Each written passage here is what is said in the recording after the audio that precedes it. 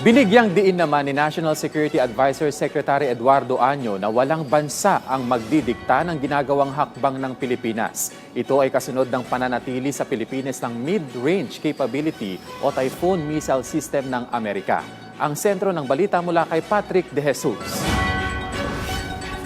Kinumpirma ng National Security Council na mananatili sa Pilipinas ang Mid-Range Capability o Typhoon Missile System ng Amerika.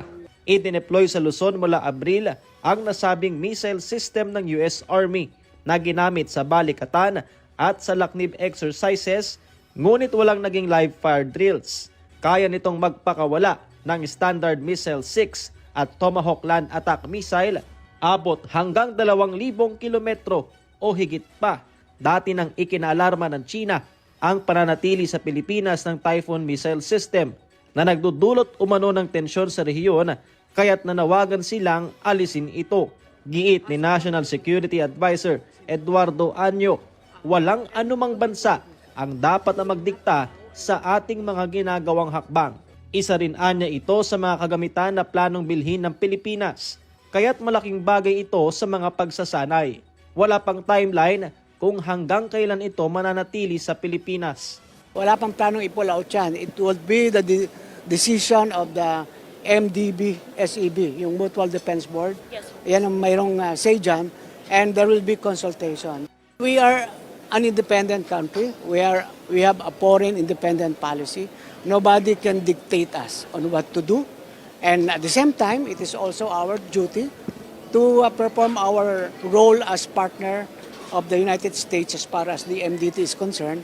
And we know what is best for our country. So they cannot dictate anything on us. Samantala, siniguro rin ng opisyal na may barkong papalit sa BRP Teresa Magbanwa para patuloy na magbantay sa Sabina o Escoda Shoal. Ayon kay Anyo, hinihintay lamang na lumipas ang masamang panahon. Pero may patungo na anyang barko ng Philippine Coast Guard.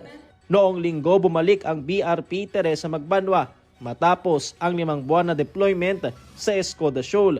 Pagtitiyak naman ni Anyo, pananatilihin ng Pilipinas ang presensya sa lahat ng feature sa West Philippine Sea, alinsunod sa pagprotekta sa ating sovereign rights at territorial integrity.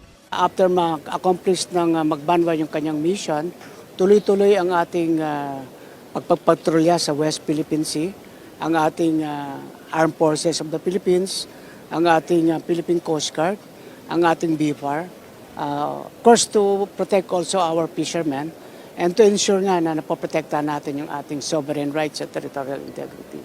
Actually, nagpadala na yung ating Coast Guard pero because of the weather, kailangan mag-shelter muna. No? Naka-shelter. Yeah, so tuloy-tuloy yan as soon as mag-improve yung weather. Patrick De Jesus para sa Pambansang TV sa Bagong Pilipinas.